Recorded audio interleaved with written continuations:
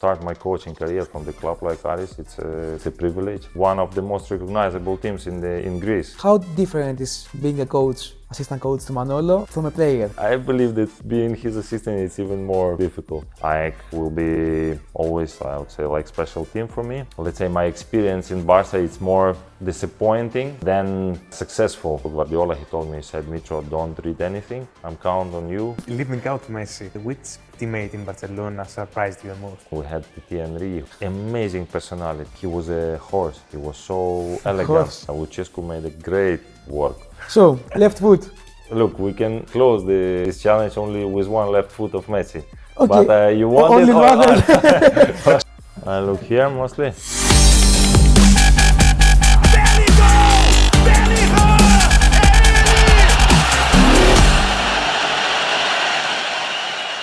Belligol στη Θεσσαλονίκη, με ένα παίκτη που έχει τιμήσει τα ελληνικά γήπεδα για πολλά χρόνια, με μεγάλη καριέρα και εκτός Ελλάδας. Και τα ευρωπαϊκά, ναι. Και τα ευρωπαϊκά.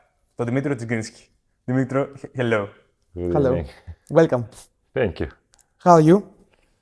Yeah, all good. New chapter, new life for you in Άρης, and a new position, coach. Yeah. How's that for you? Yeah, quite comfortable. I would say that 1 year without football was much more difficult, because when you stop, retired, it's like when you are playing, you can plan some things. For example, like when I will retire, I will take time just to recharge the batteries, just to think what I do. But the reality is that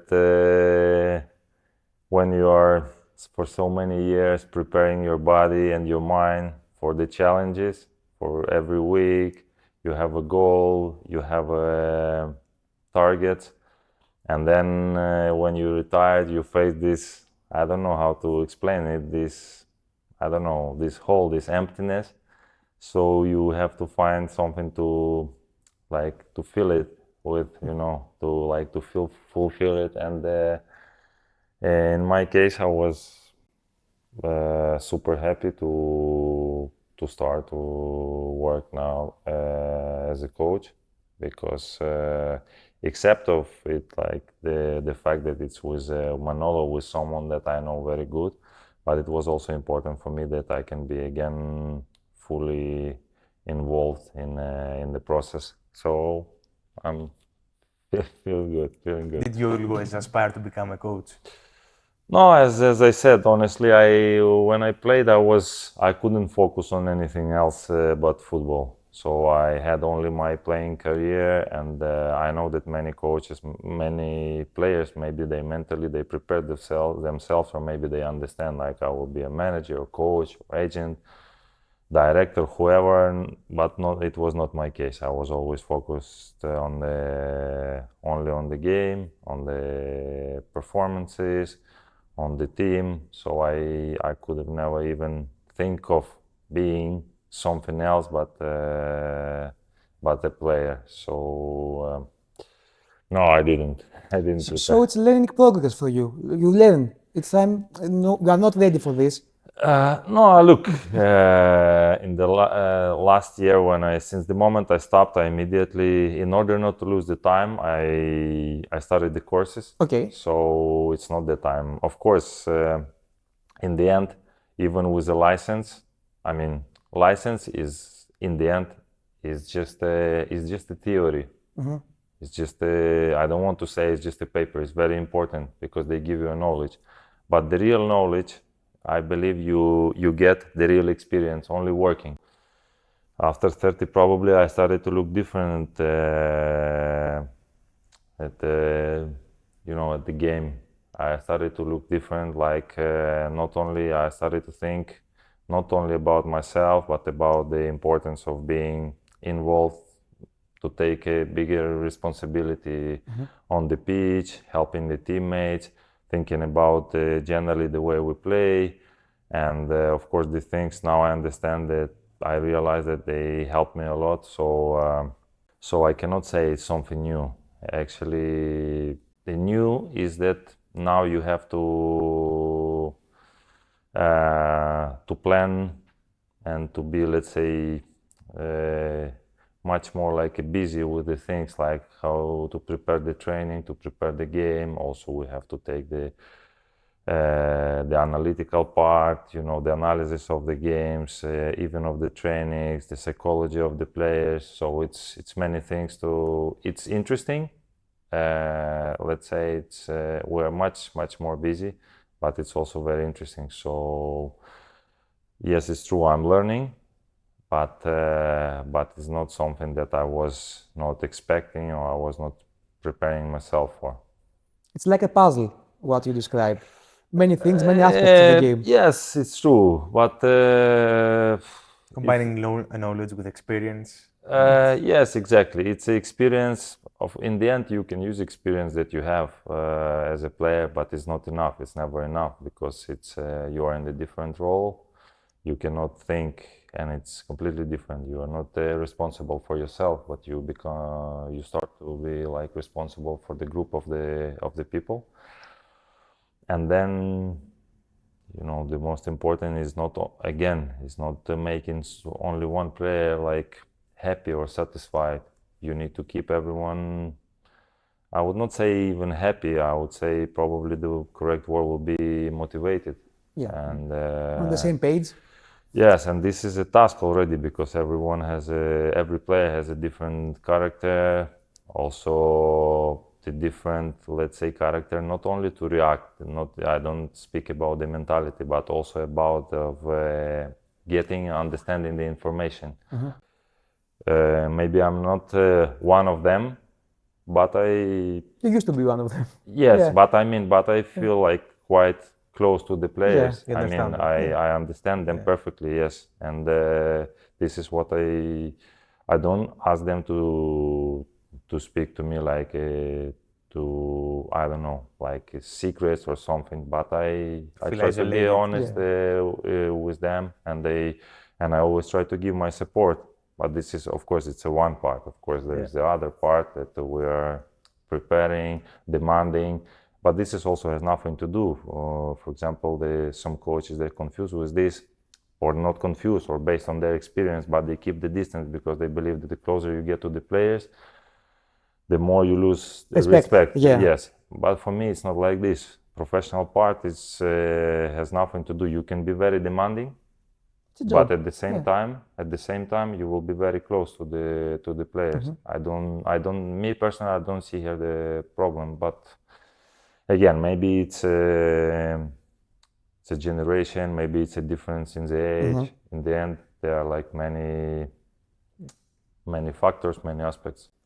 Actually, this is a good pass from you to talk about Άρης, because Moron recently talked about you in an interview, and he said that you have really helped the team. As what you describe, actually, the person within the manager and the players. An assistant coach, but also a person who, you know, motivates. Look, I don't know. Honestly, this is something I cannot say. Like for me, I said like in the end, you have to be honest with the players, and I don't want to. I'm telling you honestly, like I don't want to be a friend of players. I mean, in the way we understand this word, like a friend. But I want to be close to them so they can. If they have any problems, like even personal problems, because I believe everything has the influence to the game.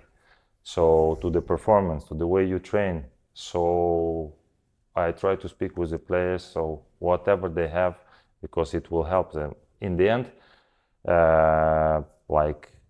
and we're speaking about my role, but in the end, all the coaches, I believe that the role of the coach is to make a team better and every player better.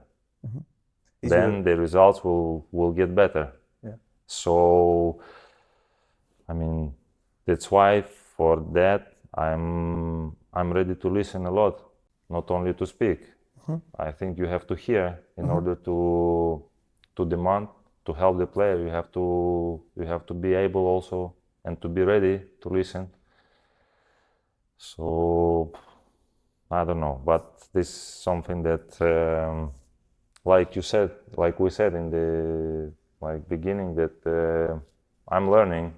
I don't know. Again, it's I'm just in the beginning. maybe I will change my mind. This is your approach. Yeah. So about Aris generally as an organization, as a club, how did you see it as an opponent and now as being a part of it? Look, I know always that always when I played, being a player, I used to play many times against Aris, and we always knew that this is a very tough team. It's a team with a character. It's a team of the hard workers. And this is for me, honestly, let's say, is the DNA. It's something that we cannot lose, but even more that we have to use it. We have to work on it. Because I believe that Aris has been like for many years recognizable, but by this DNA. This team was very tough always. So that's, I think, important to know, because in the end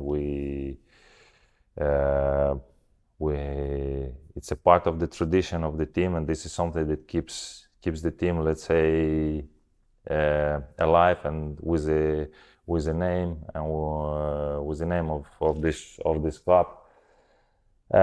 So that's one part. The other part that, as we know, that probably for many years the expectations from the fans and from the club is to get maybe in the top 4, to win a trophy in the Greek league, in the cup. Yes. Yeah. And there is another question, because that question is already more like difficult and more complex. We have to understand like why for so many years the club, the team cannot make this step. That is not only, and here maybe I'm not the right person to speak that, but we have to understand what has been done and what we are doing in order to achieve it. Yeah. Yes. So, but what I can say that we understand that expectations of the people, but to understand why the team also has these difficulties, then we have to think or look a little bit wider. Yeah. And I mean, this is what I feel, but to come here and just to make it simple for me to come here and to have a possibility to work, to start my coaching career from the club like Aris, I think it's a privilege. Because when you start, especially as a young coach, normally not everyone can start with the opportunity to work with a team that, let's say, it's one of the most recognizable teams in Greece. We can make it simple, in the top 5 teams of Greece. So I think in that sense I'm a privileged. But of course we are all of us, including the president and coaching staff, we are ambitious. So, and this is something that I said, that we have to look forward and to think how we can bring this club and team to success. There is a quote from Manolo in an interview on our channel, Dovbet's channel, YouTube, that he said that we need, as a club, to listen to our fans and their need for titles. It's like, it was his mindset. There is a need for titles in Aris. So, according to what you said earlier, what do you believe that this team should change or should improve to reach that? Look, I believe for me it will be easier to speak about the football part, but not about the rest. Football part? Look, football part we have to build. We have to start from the thing. We have to build the new standards, very high standards, and the new culture. And I don't know how. Honestly, I don't know how people, how players, how is the selection of the players, how the club is making. But I think that what I try to say is that we have to create the image of the club, and not only the image, but create the environment of humble and very competitive and demanding team. First of all, from within, I think, from the players starting. Look, in the end, the things you create, it's in you. You know, you can feel it. I mean, we can speak about the players. Me, I speak about myself first of all. You know, the mentality of the whole group. Yes, but of course, for that part, you need all the. I would say you need to have everything. You know, all the departments have to work perfectly. You need to have people who are very, very motivated. And when I speak about people, I don't mean only coaches, because the people who make a very big impact and influence to the players, to the group, are also the people who are working 24/7, like physios, doctors, you know, the people that you don't see. Everyone has to be super motivated in the club. And of course with the coaches and the players that they sign, the players who are coming, because we know that how it works. Now the situation is changing slowly, but there's still like many, I don't know, many players, many people maybe think that the players from the big leagues, they are coming to Greece, the clubs, and I'm not speaking only about Άρης, but some other clubs, they're coming just to, before they're retiring, you know, just to, but that's, I don't believe that with that motivation, you can get the maximum of the player, you know. So this is what I mean, that the players has to come here hungry. Be hungry, and I told you that about the DNA of the club, they have to also understand where they come. And they have to know, because in the end, the standards that I say, we have to set them also, of course, from the things, from the trainings, all these demands, and slowly, but it's of course it's a process of not 2 months or 3 months. You know, of course, it's we speak about the whole plan. The serious, yes, exactly. The serious plan, the serious situation. Have you felt already the love and the pressure of the guys that support Άρης, the fans? Look, about love, I would say we haven't done something yet to feel love. Okay. You know, I think what we feel from the beginning, we feel respect of the people. Okay. And this is something that works again like extra motivation for us, because of course we know that, as I said, we know that the people and the expectation and what Manolo said in the interview are really high. The people are hungry. I mean, we take this responsibility, and we want to. I mean, we want to work hard in order to achieve something. The fans, I mean, we can feel them. I mean, we can feel them. I mean that this stadium is like one, I don't know, one organism, you know, it's alive. I mean, you feel the vibe. When the things are going well, you feel it alive. But when the things are not the way we want them to be, you feel it even more. Even more, okay. So that's the answer, you know. We don't need to meet someone to explain us the things. We can feel them. But for sure, we felt also that the moment we came, that we had the respect and support of the fans. So about Manolo Jimenez, he's of course a huge factor of you being here, working in Άρης. How would you know him very well? How would you describe him as a person, as a coach? Look, I think the people who work with Manolo, they know that he's a winner.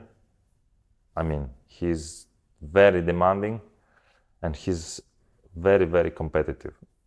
And for me, I would say I felt lucky or privileged, because the years we spent together in AEK, and I felt like I have let's say a special role with Manolo. And this was not only being like a player or important player. I felt that I was The the coach one inside the pitch, like this. A leader, somehow, but I had to. He gave me the responsibility for many things, and I didn't want to let him down, because in the end I took this responsibility and I tried to always to keep it to. It was not only about like I say, it was not only about the training or the game, but it was much more, because we had also, I had to somehow to be responsible also about the working standards, the training standards, and about the commitment of many players, communication with the players, and that was important. I don't say that it was done good. I don't say it, but I think what Manolo felt, that I tried to do it, because in the end, for him, much more important is the effort you do than the result, than the final result. Okay. So, and I think this is something that that's the main message generally from Manolo, because the result, one day it can be better, the other day it can be worse. But what is the important is to have always right attitude. And your effort has to be always maximum. Then no one can guarantee you that you will win. It's football, yeah. Yes, Okay. it's football, yes. But There is no guarantee. You can't affect everything. You can affect the things you can control. Exactly. Considering what you said, how different is being a coach, assistant coach to Manolo, from a player? See, I don't know what is. I believe that being his assistant is even more difficult, because like I say, he's very demanding, and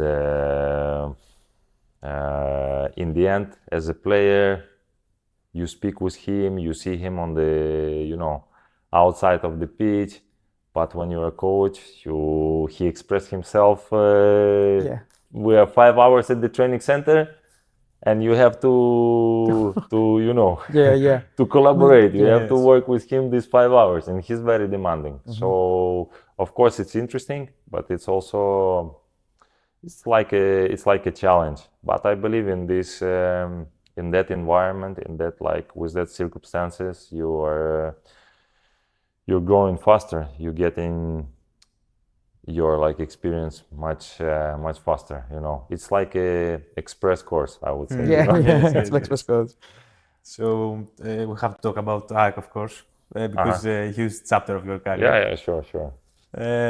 So you were the captain. You won a championship. I wasn't a captain. In some games. Or a captain on the pitch, as we said. So what was your biggest joy of being a Nike player, and what was your biggest disappointment? I mean, it's 5 years, a lot time, a big time. Yeah, in football. It was 5 years.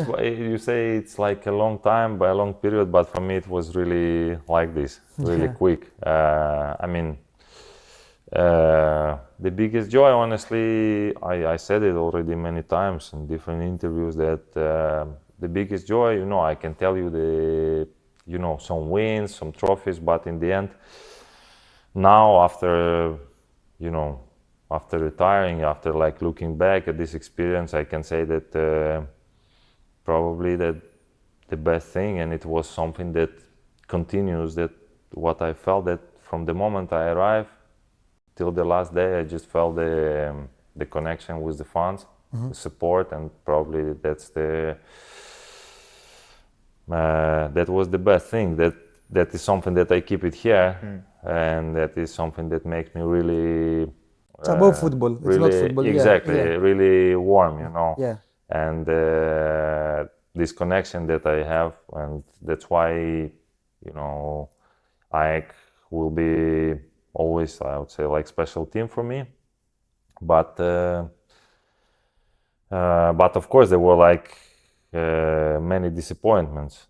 Also, I don't want to say game by game, but for example, just the fact that I lost 4 cup finals, and I remember perfectly each of this final.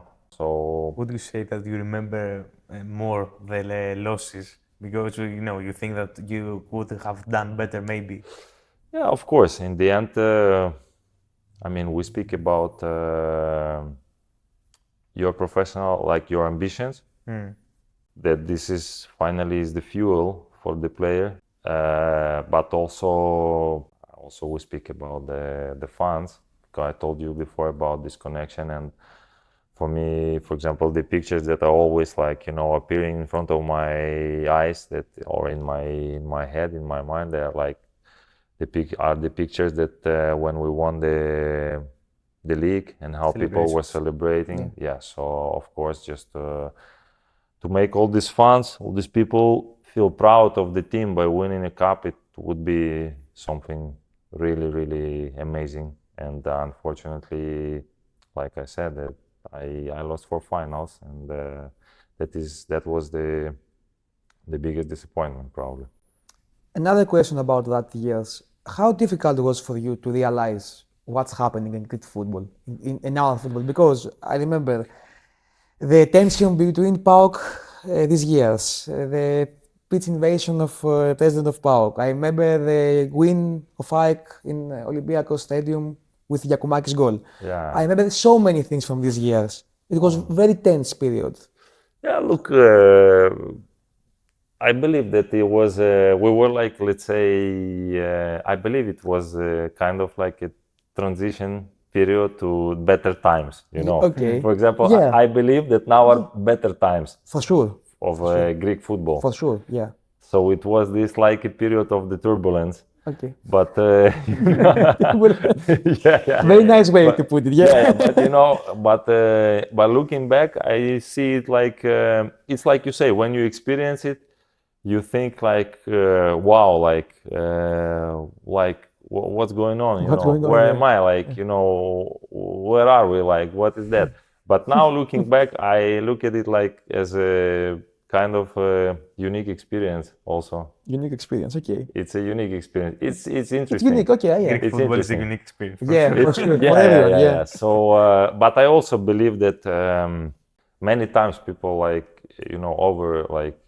estimate the league. But I believe that, many also specialists, many people, they underestimate the Greek league. Okay. And I believed so even when I was playing, and now what I see that the Greek league is growing. The number of the players, the results of the national team, the players that are coming, generally the situation, the results in the European Cups. Yeah, I mean, it just confirms that the things are going better, are getting better. So as I said, like I believe that when I say us, I don't say like us, that the times, that the years that all of us we spent there, we, like, let's say, we played also a role. You contribute, because yeah. we were, we were in the end in this period, like somehow. So so we played the role in this transition. We took a part. So I think it was interesting. It was interesting. If you must pick one partner from the AEK years in defense, which one would be? It's a difficult question. I have someone in mind. I believe I know who is in your mind. Yeah. The opposite of you. Exactly opposite of you. Exactly. Yeah. But the truth is that I said it many times. I remember so many players that partners in the defense that I felt like really comfortable, because I started to play, for example, with Kolo, with Dmítro Tsιγκρίνσκι. Yeah. Probably my last game I played with Stratos.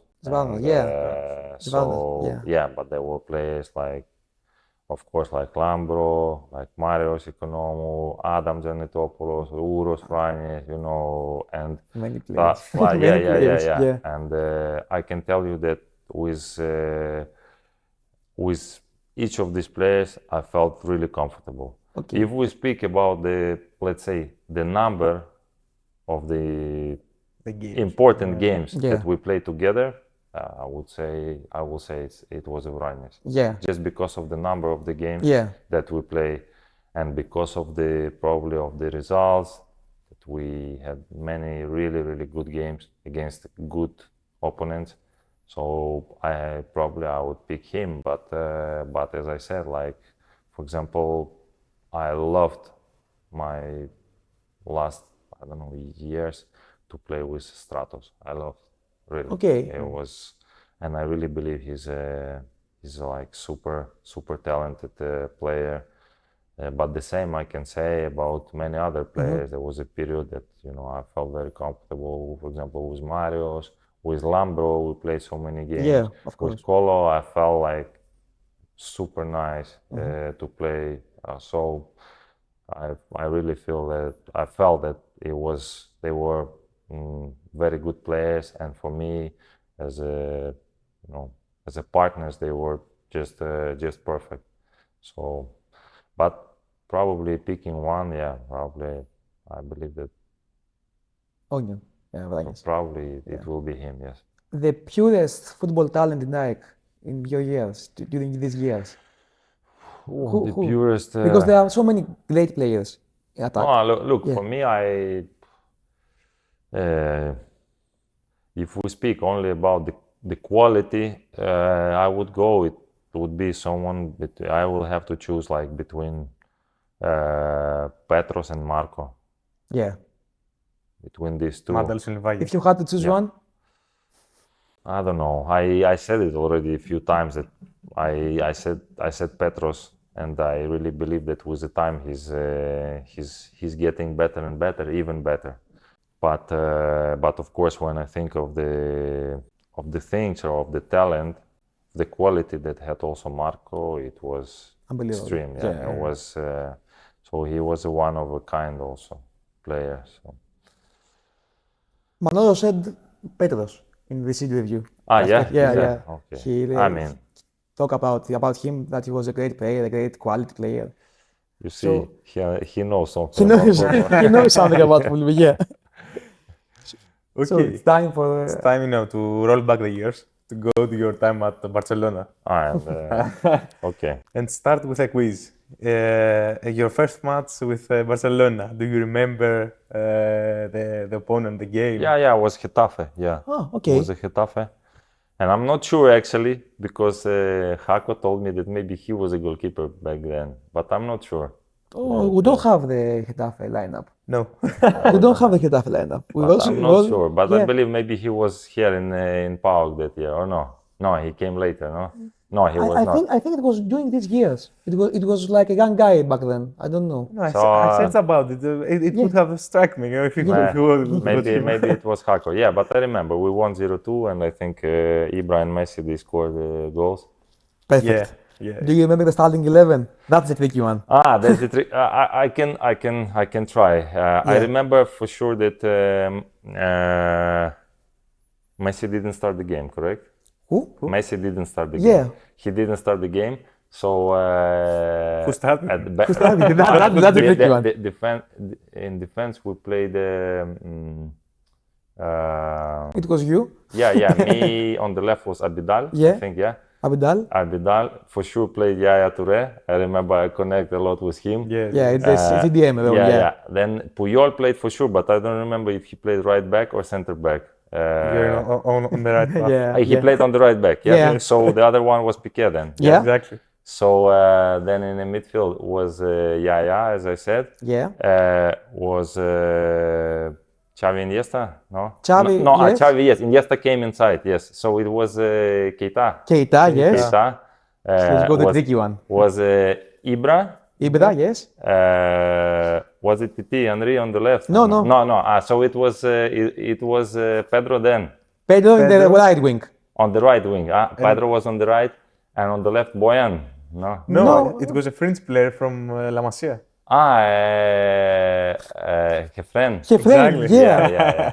I don't know. And the substitutes was Iniesta, Dani Alves, Messi, and Henry didn't play it this game. Yeah. It's true. A bit good. Yeah, a bit good bench. Yeah. Yeah, almost there. Yeah. So, how was Barcelona experience? You were a young kid. You have to adapt to a great team. Yeah, was unique. I mean, in the end, is like you said, was a young player. I came with a personality, not the way that I was. How can I say that I was something? But of course, we won with Sahktar UEFA Cup. Yeah. So after winning the cup, I came like full of ambitions, let's say. But the reality was that I came to Barca and it was extremely high level. And not only about the players, because one thing is just individual qualities, which is in the end is not a guarantee of the good team. But I came there and I realized that the football Guardiola wanted to play was unique back then. It was, I would say, very complicated, not easy. So it was like a very complicated concept, difficult, not complicated, but difficult concept. So it was literally like, the concept in every action of the game, like starting from the goalkeeper, then how you are in the second zone, in the third zone, on the ball, without the ball, with the player, controlling the line, controlling your fullback, the other center defender, the midfield, and it was different phases how you react to the ball, how you play without the ball, if the line is high or not, interpretations of the situations, and you are coming, let's say, with a personality, like I said, because you win something, you believe, you are ambitious, and then you face something that is, very difficult. Because in the end, you come with a confidence, but every training you feel that the coach start to correct you, and you feel like, and then you arrive to the moment when you are not sure in anything, So it was difficult. It was not easy, I would say. And I will tell you something that, for example, for you to understand how I felt, that, for example, the first game you said to me was Getafe. Yeah. The first game that I played, it was maybe my best game in Barcelona. But this game I played after 2 trainings. One of these trainings was 15 minutes. Okay. And I played my best game. And you know didn't why? know what happened. Because I didn't think a lot. Yeah. I didn't think a lot. I was just playing Instinct. what I know. Instinct, Exactly. yeah. More like with the instinct. Exactly. I just felt that this is the right way to do, and I was doing it. And in the end, it was like, wow. After the game, Pep, everyone, they told me like, wow, like it was amazing. But then when you go into the details, it creates you, in the end, you want to understand the concept, but it creates you more doubts, because whatever you do, you think like, is it the right distance? Do I have to be on this player? Should I drop back? Should I give her support to the goalkeeper? Should I push here? Should I make a fall on this player or leave him? The position of the body, of the corpus, and in the end, too much info. Yeah. Yes, This is the Guardiola effect, Yeah. He analyzes everything too much. It's not too much. In the end, he was doing the team that he believed, with the concept that he wanted, and in the end, he was winning this way. But what I try to say that back then, maybe in all the Europe or all the world, you could find maybe only, I don't know, 35 players who could play that football. Yeah. And and with let's say, with the same way he wanted, with the same idea. So that was something difficult for me. Now I understand with that probably I was, maybe the problem was my character also, because me, when I'm focused on something, I want to make it also, Perfect. Not perfect, but I will follow whatever they tell me. So, and to many things I was reacting like, I have to work and work and work, and many times I just lost it, because and this is something where we were speaking with Guardiola. He told me, he said, look, I know that every time you do extra work, You go to the hotel, you work there, you know, you continue, but you have to just to calm down and to be focused more on these things. But me, when the things are not going well, I know only one way to overcome it, you know. You have to work more. Yeah. And now I understand that that was not the way, you know. There was sometimes you need to be more calm, to listen more than to act. To act, yeah, okay. So, but that experience you cannot have it in, I believe, in such a young age, or at least me, I realized such things later. So, and it's not, for sure, it's not excuse. I am just, I mean, in the end, the fact is the fact that, you know, I see my, let's say, my experience in Barca, it's more disappointing for me, professional-wise, than successful. So I don't see it like when people say to me, but it's Barca. I don't see it as that I reached something. I see it more like a disappointment, and for one simple reason. I know that I could have done much better. Okay. And that's why it's for me more disappointment. But of course I understand also that how many people, especially like players, the one who knows how difficult, let's say, professional football is, they see Barca and they think the name of Barca and they think like it's already one level. Probably, but me, I really believe that like everyone can say this, but I believe that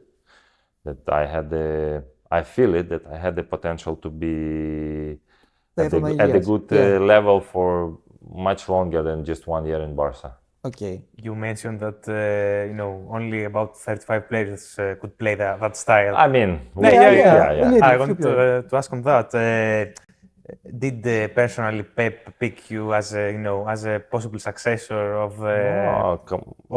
Puyol? Because you have said, I think, that he called you during preseason that year. No, he called me. We spoke many times in the preseason, and even after when I already signed with the team, and after I think my first weeks or first months, you know, we were speaking that after 1 month, the first month I was playing more, then a little bit less, and finally I had the period of 2-3 months that I almost didn't play, and we had many times because something really nice that the Pep has, that he is always in contact with the players, the one that with the ones that are playing or the one are playing less. So I never lost his support during these months, during generally this period in Barca. So always he was speaking, he said to me like Dmítro, I want you to focus on the things I'm asking you. I know that your mind is set to work hard, to do some certain things you believe you have to do, but he said like, look, I chose you, as I told you many times before, that because you have this quality to start the game, with the passes, with the things you can do, with how you can progress with the ball, how you can find the spaces. And he said, and this is something that I want you to understand, because he said if I would think of classic defender, I would have bring someone just from Italy, one guy who's perfect in marking or something, you know, with only that quality. If I'm focused on that, but he said, I see you more like with a different characteristics and more like a complete defender. So, I mean, also I know from him and from the analysts that the year that I spent before Barca, they didn't miss any game. They analyzed all my games. They were giving, after each of my games, they were giving like a short report, a video report to Pep. So he was watching all my games from the year before, like, you know. You played also Barca 3 times that year, I think. Yes, exactly. So we played. I actually, from the first game, it started everything. When we played against them in Donetsk, and when we lost in the last 3 minutes, we lost the game 1-2. We lost, and I think this is where everything started. And I know it actually because in the hotel they stopped. I know that, you know, he was speaking after the games with some some people from the hotel after the game, you know, and I know that he mentioned many times my name, that he said like something like, wow, I love this player and I want to follow him, and he really surprised me so much. Then afterwards, like speaking with Guardiola when I was in Barca, he told me that he already had my name even before that game, because the first game was we played with Basel. Yeah. So we played with Basel and then was Barca for us. So he told me that already from Basel he put the eye on me.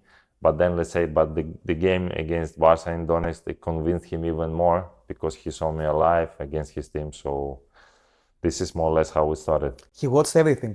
He got all freak. Before I came, he told at least. Not about everyone. Yeah. I mean, he's a freak. Yeah, he was coming. He was coming in the morning, and he was leaving the training center always last. I mean, he had his analysts, but he was the one who was trying to, at least many games, not all the games, but many games, he was the one who was making even video analysis and everything. So he was a real, like a psychopath with the details. Perfectionist. Yeah, perfectionist. It's tough to be perfectionist. In the end, I don't believe if it's about being perfect. It's about the concept he said he wants, because inside his concept, you can make mistakes.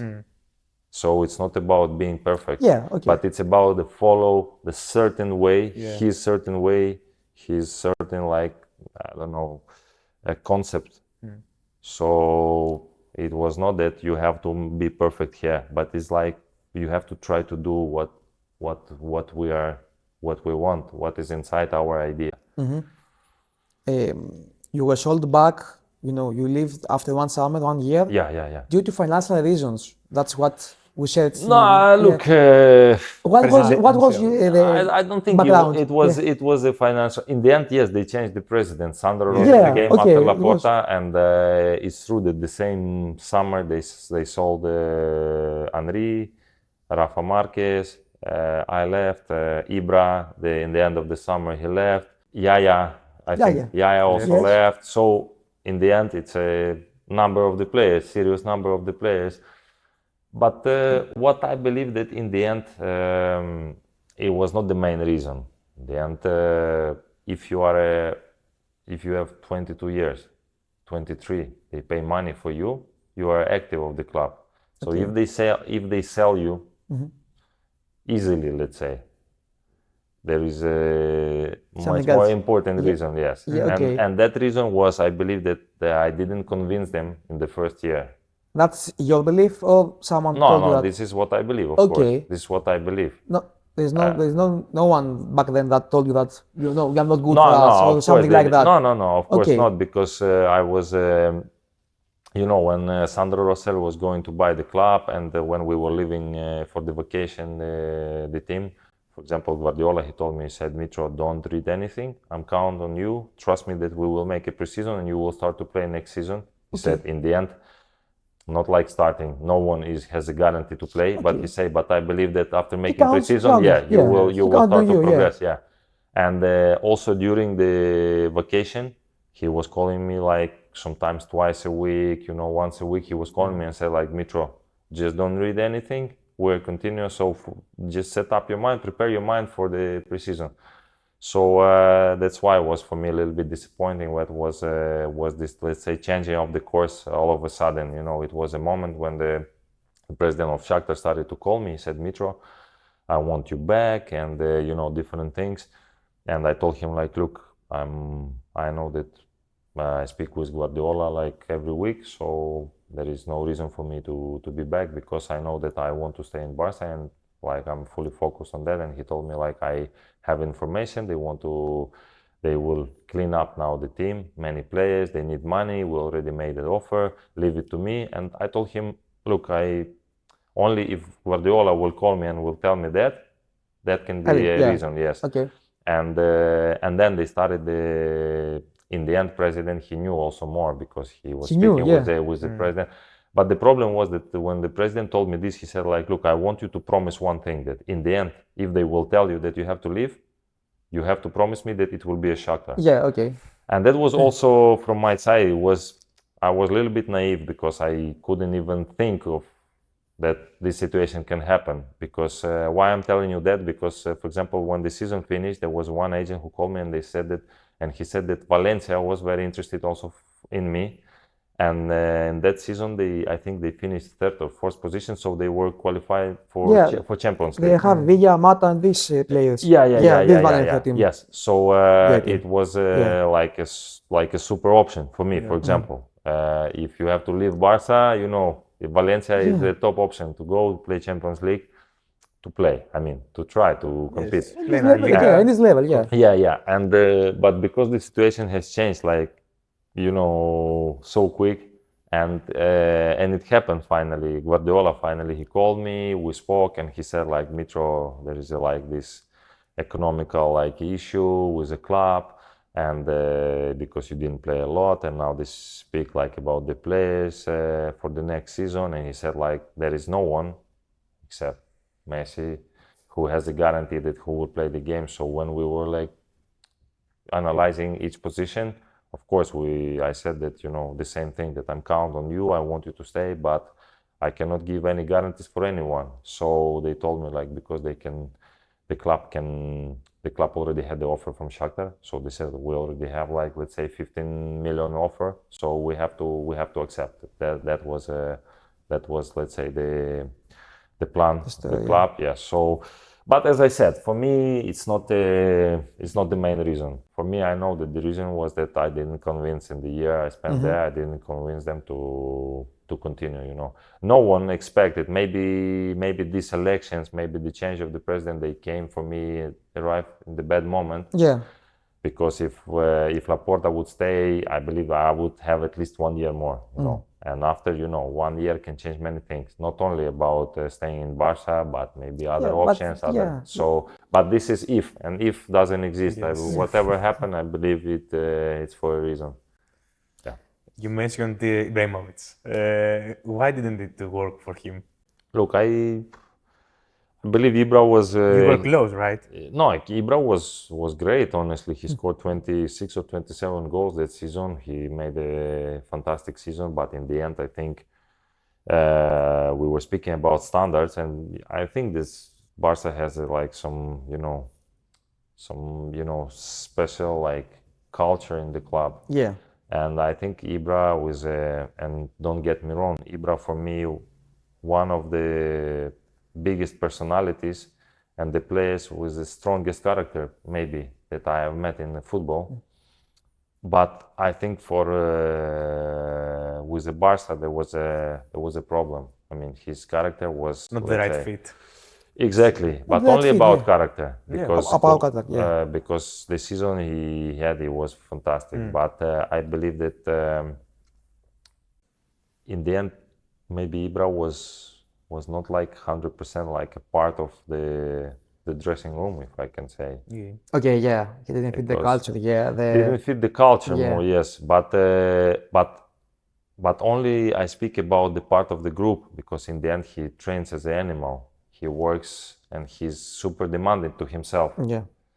And me, for example, I was also one of my best or most unique experiences I had in my life working with him, the players like him, especially with him, because he's so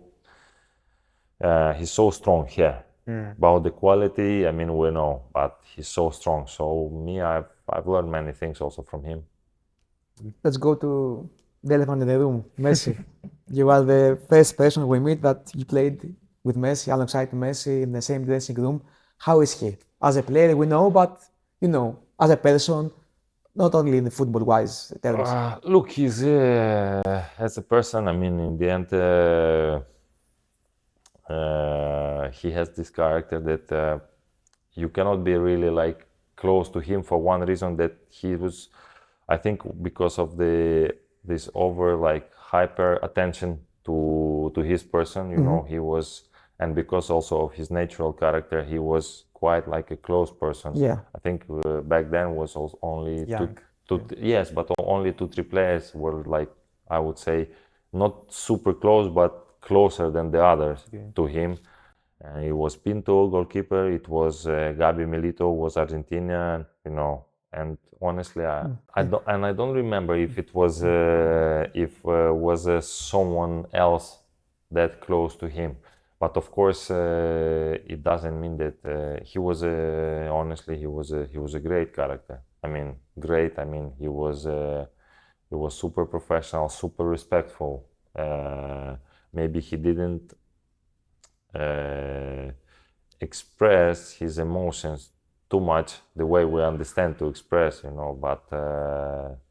But he was unique, and then the trainings.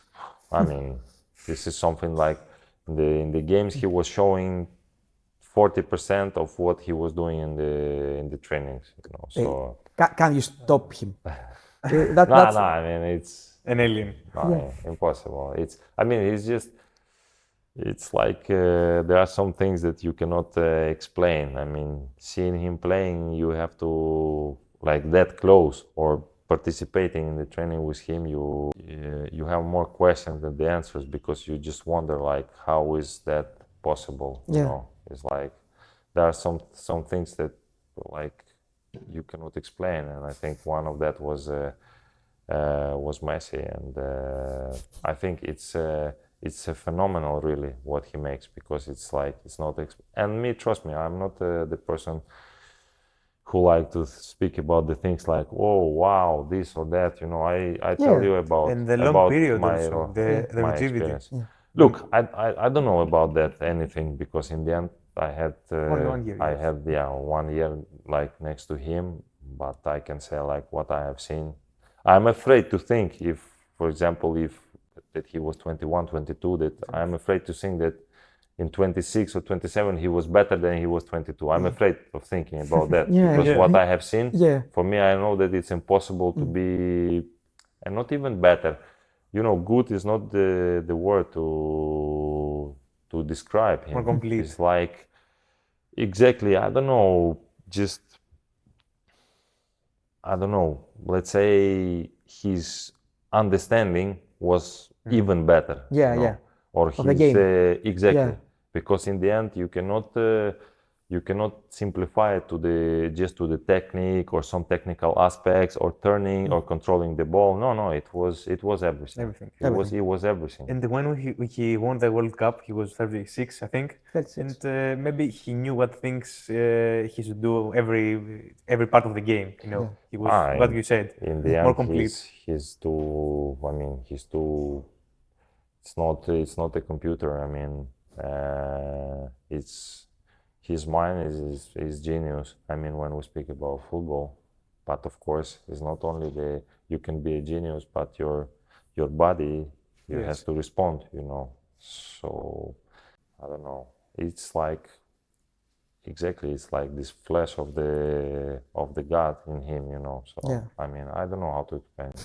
Leaving out Messi, which teammate in Barcelona surprised you the most? It's a really difficult question. Really difficult, because when I have to think, like, you know, the first one, maybe I would say Iniesta, but I'm not sure also to say it was him, because when I think about Xavi, I think it's Xavi. When I think about Touré, I think he was unique. After, when I think about Busquets, who was very young, you could see that he did the things like no one else could do. And then we had Titi Henry, who had the amazing personality, and he had also qualities that I haven't seen in my life, even back then. He was not maybe the same quick or fast, but he was a horse. He was so elegant. I mean, horse, really. With one move, playing on the left also. With one move he could just, you know, win the space of 2 meters against the players like Puyol. I mean, he was a horse. I mean, he was elegant, but at the same time he was so powerful. Unique. He was unique, and Henry also, I would say, he was also special person, not a player, for me, because we spent the time also with him many times. We stayed after the training, we were discussing many things, so I know him also as a person, not only as a, I know him also as a character, and he was unique for me, you know, after playing at the highest level, and when we speak highest, he was among the players who deserve also to win Golden Ball for sure, but I mean, he's one of the greatest who played this game, you know, and then you speak and the like, let's say, the respect, the attention that he gives to you, the way he listened to you, the support, and it was unique, and he was so humble. I think the word is a class. That's exactly, that's a class, exactly. That's a class already.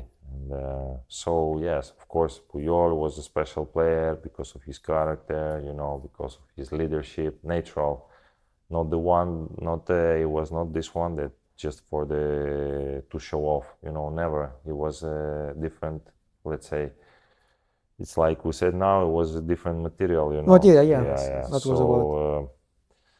I mean, in the end, that was an experience, and that was the experience that I really appreciate I had, because in the end, it's not only in the end. Of course, as an ambitious player, you want to win. You want to win games, to win trophies, to achieve something. But then when you stop football, you can think also about the experience of meeting real figures, leaders, you know, the persons of the different level and different class. So that was the experience, of course, that I appreciate so much. Before that experience and after that was the biggest chapter of your life, probably, Sahtar. How would you describe, with a few words, what that club means to you? I mean, Sahtar is my family. I mean, and like not less, not more. I mean, you said few words, I can tell you one. You know, one exactly. Even better, yeah. Yes, I mean, in the end, it's the club and that like gave me everything, you know. And honestly, about this club is so difficult. I can give like, let's say, like reference with one word, but I can speak days, hours and hours about this club. I mean, the way it was organized, the support we had, like everything. Even until now, I believe that there is no place, no club in the world who take care so much about the players as the Sahtar. And I know it because 2 years ago I came back there. Yeah. And then I retired, and I'm telling you that it's the same thing. Even in the conditions they have now, because of the war, because they have to move from Donetsk to Kiev, and then from Kiev to Lviv, and then they are the same team, the same. Yeah. This is what I mean when I speak that the standards of this club, they are like extremely high. In the end, there are things that affect the results. They play a big role, but the standards. For me, that's why, I mean, Sahtar will be always, and I'm so happy, and I know that this is something you already create, like a culture, and you create a tradition, and this is so important. And I know that in the end, Sahtar will always be good, because the way they work, what they said for many years, and I'm very happy because many things. I almost was from the beginning of this long way, let's say. Here is the peak, the UEFA Cup. Yes. Continue growing. Look, me personally, I believe that the team that won UEFA Cup, we were not the strongest Sahtar in history. Yeah, that's true. I believe that after the team was even stronger when they were playing and beating Chelsea, you know, and they were, I think the team will reach quarterfinals of Champions. So in 2-3 years, the team was even stronger, but we were lucky. We were strong enough, and it's about timing also. Look, we were strong. Yeah, tell us about that game. It was a big achievement for Sahtar, for Ukrainian football. Look, you speak about final, but for me personally, I will tell you something. Imagine the semi-final. Dynamo. We play Dynamo. For me, it's like, imagine if you are Ajax and you in the semi-final of Europa League, you play against Pana or Olympiacos. Imagine, and you win. I mean, for me, if I have to choose one game from that tournament, maybe I will not choose final. I will tell you that maybe it was a game against Dinamo. Yes. It was crazy. Final was already won. If you have passed that, final was already won. Yeah, there is no. Yeah. I mean, like about special. Sahtar, one characteristic is that always the team has the best Brazilian talents. We can talk about Fernandinho, Luis Adriano, William. Everyone comes from Donetsk. How does this happen? Look, I think this is something that when I said that I was from the very beginning, let's say, of this philosophy of Sahtar, I believe that it's really like, I think the moment Lucescu came, and from the next year they started to build, let's say, the team like with oriented to the Brazilian talents that they will buy, they will work, they will help to develop. Yes, because the idea was also that the team has to play really like attacking football. We need to have we need to be recognizable in Europe. Football, yeah. Exactly. We need to build a style, style to be recognizable all over the world, in Europe. And imagine that it was so ambitious that the people were thinking like it's impossible. But the president, together with Lucescu, they had the patience to build it year by year, because it's not easy. When you think of like, okay, Douglas Costa or William or Fernandinho, they buy them and they play.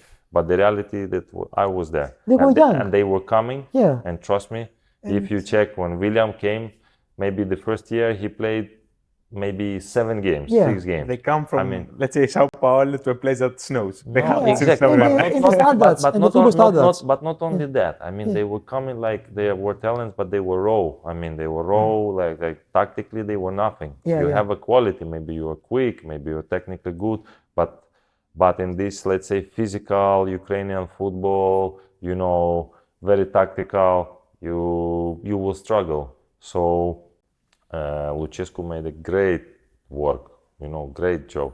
We were super competitive, but at the same time, he helped, especially Brazilian players, with the timing, with the individual work. He helped them with the principles of the game. He helped them to grow up. And I honestly have never met in my life a coach like him who was not tired, but focused on so many details of correcting each player. It's very difficult because, trust me, each player. Okay. It's very difficult when you are coming to the team. You have so many things. You have like I said, psychology, one thing, the other thing, let's say, the way you want to play. But then Lucescu, he was working individually on such small things like the position of your body, which is the working leg, how to create the angles, and he was correcting, except of the, let's say, of the team concept, he was correcting the individual and every day. For years. I mean, you need to have the energy of the 5-year-old kid, exactly. Kid, But he was so patient. I mean, he was aggressive, he was demanding, but patient with. Maybe he was aggressive with you, but he was giving you a time. If you make a mistake, you continue. But important was your attitude. You want, you're willing. So I mean.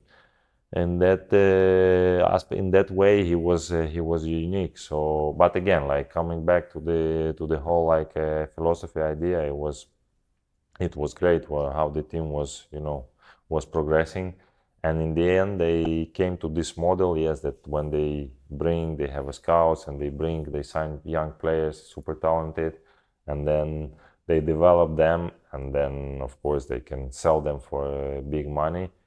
Which was not also always the target to sell them. Yes, in the end, Sahtar wanted always to have a team to win the trophies, but they also was the idea that we don't hold here the players. I mean, if someone want to leave, the life goes on. We bring someone else. Yes, the normal process. Continue the project. Exactly. How many goals for you as a Sahtar player? Do you remember? Not many, maybe 10. You are close enough. 16. 16, huh? One of them Yes. is Champions League goal. Do you remember the goal, the opponent, the score? Yeah, it was Arsenal. We played. But come on, it's the only goal. Yeah, Yes, okay, exactly. okay. Arsenal, It was easy. we were losing 0-1. Wilshere scored at home, and then I drew, and after Eduardo scored, so 2-1. We 2-1. won the 2-1, Exactly. 2-1, yeah. 2010. 2010, yeah. Yeah, and what about now in Ukrainian football? What's the situation now? Look, the situation is not easy, but honestly, I was so surprised, not surprised because I follow, but I was so proud to see that the effort, the teams, and generally, like, let's say, football world, is making in order to keep it alive and to Continue to develop somehow Yeah. in these conditions is extremely high. Yeah. So I was so happy that it's true that from the beginning of 22, from the beginning of the war, that let's say was the situation was like a collapsed, so the first 6 months they didn't play, and from the summer they restarted the league. But the truth is that, as you probably understand it, all the foreigners and the many players they left the country. So many teams they started like a new projects with the young players from zero. Yes, very limited in the money. I think now looking back, I can say that maybe it was also somehow an opportunity for many players to start. They got their chance. Yeah, they had So let's say we lost maybe in the quality, but now slowly the owners they try to invest more, and they try to bring also to sign some players because in the end you need to create this competitive environment. We can say that young kids. But the young kids has to be led by someone. You need veterans, Not the veterans, but they need competition. Okay. Without the competition inside, there is no process there is no development.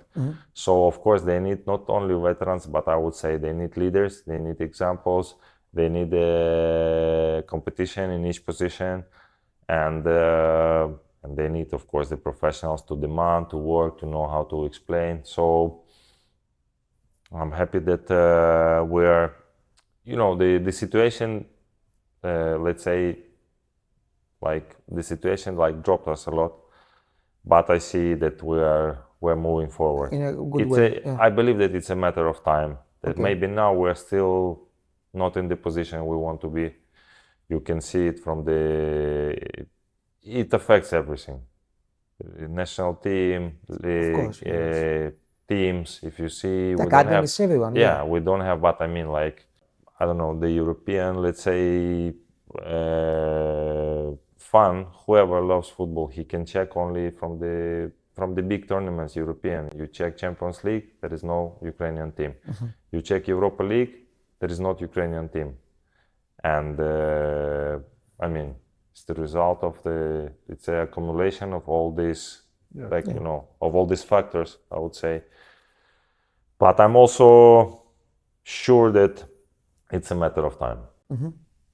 Sure, we will be there very soon. So, before we close, last one, yes. The last aspect of this interview is about building, your best teammate of all time. My best teammate? Yeah, the best teammate. Right foot, left foot? Yeah, exactly. You know well. So, left foot. Left foot. Look, we can close this quest, this challenge only with one left foot of Messi. Okay. But you want only one. So, I'm okay. But I will. I had the most talented player I have had in my life, and it's not Messi. It's Francelino Matusalem. In great quality player. Yeah. So remember his guy. I put him. Very good. The right foot. You know, I don't want to put Barca players because it will I be. can propose you. It will Dario be very, Sona. very easy. Yeah. No, Dario was. Dario, yeah, He was great. Right foot. Actually. Yeah, we can use his right foot. Yeah, okay. Yeah, why not? Header? Roman Zuzula. Zuzula, yeah, I remember Zuzula this guy. it's a striker from Dnipro. Yeah. And he was not tall, but he was best I have seen with a head. He wasn't tall. He was so. He wasn't tall. Yeah. Okay. You know, actually, when you have chance to speak with, we had Álvaro Tejero in the team. Yeah. He used to have him as a teammate in Albacete with Zozula. So great. By a chance, you can ask Álvaro Tejero about Zozula. Okay. Only about him. So, and I want you to, the first thing he will tell you about him, about his quality. All right. You know, without asking, like, you know, just ask him, what was like Zuzula? Like, yeah. Okay, we'll do that. IQ? Football IQ. Football IQ. I had many intelligent players. I don't want to. Difficult one. No, it's difficult just because of the quantity. Like, yeah. Yes, so many. You can put Messi there. Yeah. Yeah, you can put Messi there. Okay. Well, let's put Iniesta. Iniesta, yeah. Okay. Yeah. Class. We talked about Henry earlier. Thierry Henry. We talked about Thierry Henry earlier. Could be him. Just to confirm it, Just to put, that's the easy choice. Defense? Defense can be Puyol, I believe. Yeah, can be Puyol. Personality? Personality, I will put